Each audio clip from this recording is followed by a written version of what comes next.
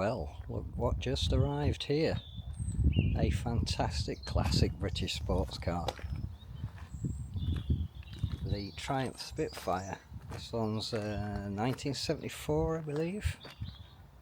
And a friend of mine asked if we might want to fit some wheel bearings on it, which of course I was really enthusiastic about doing, and then did my research. There's good news and bad news. The good news is the fronts are really easy. The bad news is the rears are probably, from what I can see, the hardest rear wheel bearing you'd ever need to do. So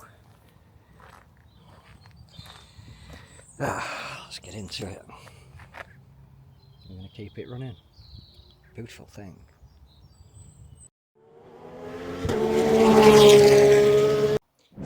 Okay, so we have her in the garage.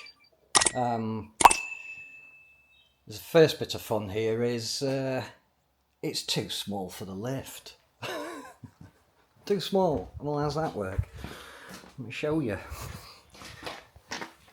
So, can we see here? Probably not. Let me drag it down a bit more. Basically, I don't know if that is clear, but I'm trying to find jacking hard points. The sort of chassis rails that go out. The hard point is almost enough width on the front, but not quite. The blocks would be half on, half off. I'm not doing that. But that's only half the story.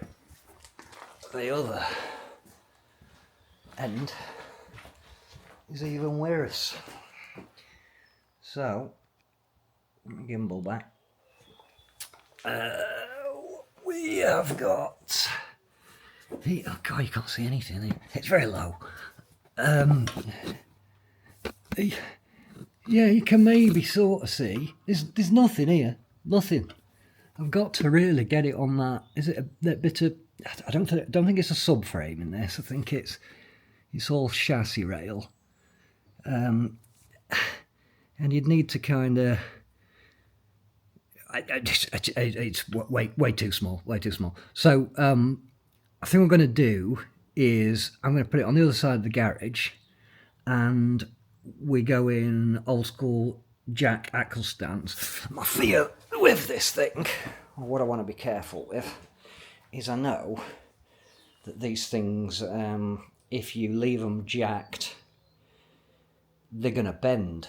So we of course, if you just jacked one wheel, you can bend the thing. And I think we've got sort of evidence of this with this door. You see how that drops? It bent, look. Nothing to worry about, particularly as the owner. He's not going for concourse conditioning. He uses it. But anyway, you don't want to make it worse. That's the point. So we are, gonna do it on the other side. Let me just, we've had a bit of a shufty around it, see what's going on. We haven't had any wheels off yet. Just want to explain this wheel. You see we've got these beautiful spoke wheels. We have 3 of them. And we have one non-spoke wheel. I can't remember what Andy said the reason was he ended up with this, something broke. And I've not taken it off yet, but I kind of know what's under there.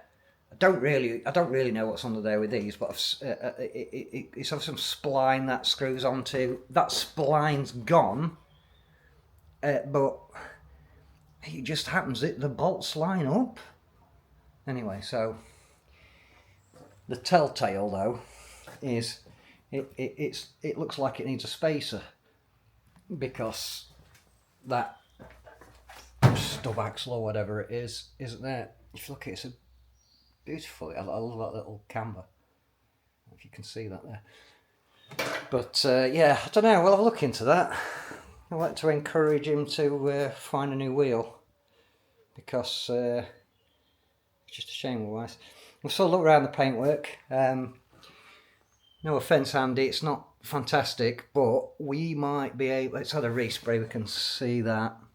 It looks like it's got a fair bit of paint on it.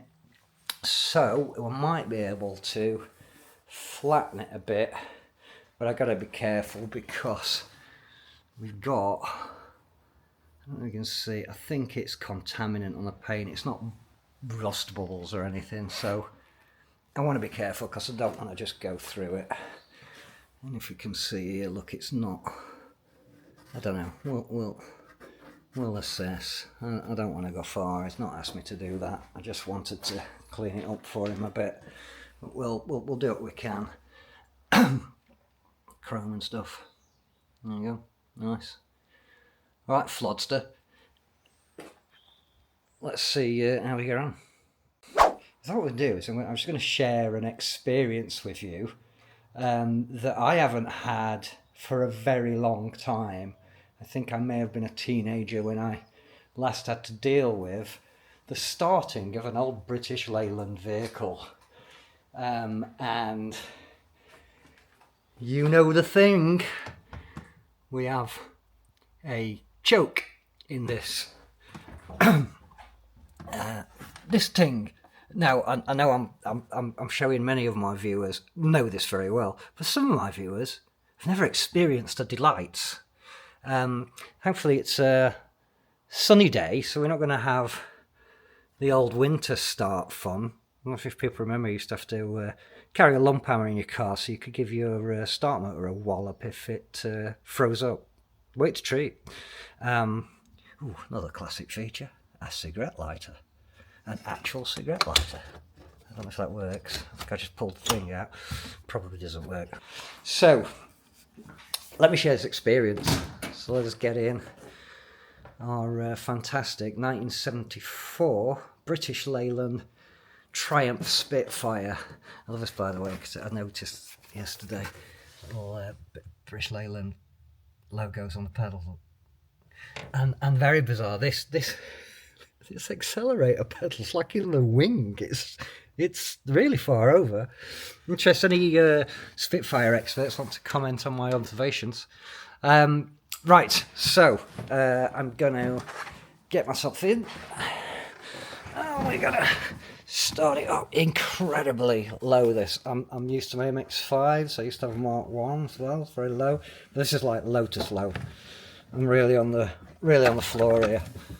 Oh, that's interesting. This cross member is the thing I'm trying to jack on, isn't it? Anyway, right. So, let's share this experience together. What have we got? 66,000 miles. Are they genuine, Andy? I don't know. I don't know if the speedo worked or not. Can be a bit of a feature of cars like this. Remember, tax, MOT exempt. Don't know if the MOT exempt thing's a great idea personally, but right, let's see if we can start this thing. So, find neutral. It's all a bit vague. For speed with the overdrive. What's that then? Out or in? Guess in means on, does it? In overdrive. Out of overdrive. That's a great word. Don't know what it means. Right. Okay. So here's the thing, boys and girls. For those like me, you'd go for pulling your choke. Now, I say, going by experience, it's been a long time, and watching parents and things drive these sorts of cars. So I've got that set about halfway. It's really weird for me. Is the ignition keys on the same side, which is a bit rubbish because I'm trying to hold the camera now as well. Okay. Alright, we have some ignition. Right, let's see what we got. Prime it a bit. Alright, yeah. So I'm not going to give it any more. So you do is you're going to prime your gas a bit. I'm not going to prime it any more there. I just pulled the choke out a bit more, and I'm going to not give it any gas now. Because, oh, you see, modern cars are doing all of this thinking for you. This is you doing what the ECU does now. So let's try it again. Come on, girl. There she is. There she is. Oh yes. And you've got lumpiness. This is loads of cold air. I don't take my foot off clutch, I don't know if I'm gearing up. Okay, I think it's fine. and you just sort of coax her into life. And it's lumpy, and if I take my foot off the gas, she dies. Full choke. And you just have to let her get warm. If I have a winter day, you're late for work. This was the fun.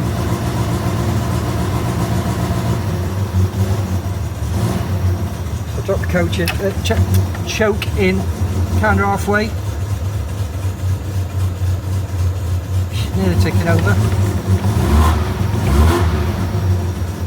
Sounds great.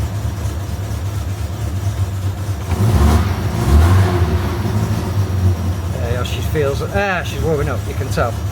You really are mechanically connected to a vehicle like this. She wants to dive on. So we take a bit of choke off. Too much air, she'll die. Literally chokes. Yeah, we'll leave her like that for a little bit. So a little bit of choke left on. All going by memory here. Watching my grandma and granddad starting old cars and all that. I say my grandma. Women didn't drive then.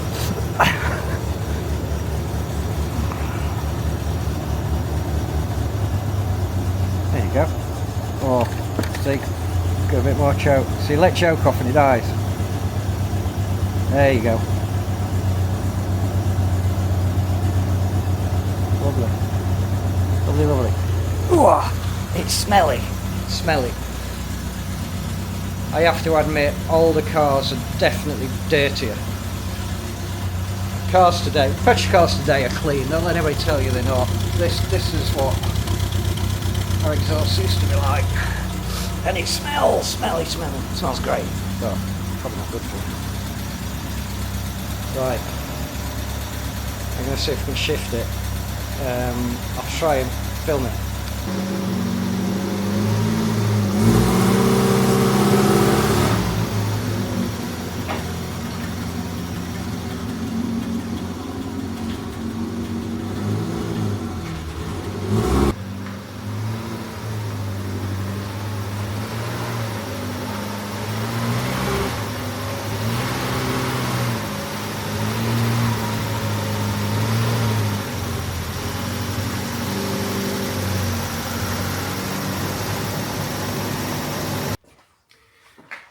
There you go, bit of Triumph Spitfire. I expected people might come this weekend. I think they're all avoiding me because they know I've got this in here. It's going to be fun, this.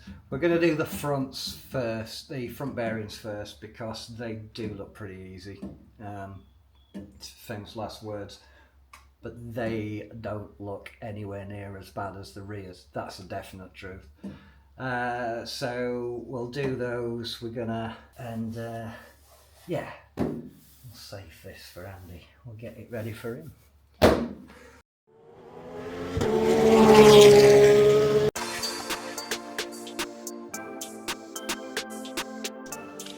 So there you go. Tune in for the next episode where we're gonna lift the hood literally and get into doing some bits and pieces on this Spitfire, including those wheel bearings and some other jobs.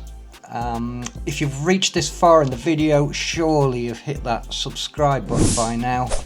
Really appreciate it if you do. It really helps our channel, and we'll see you in the next episode. Keep them running.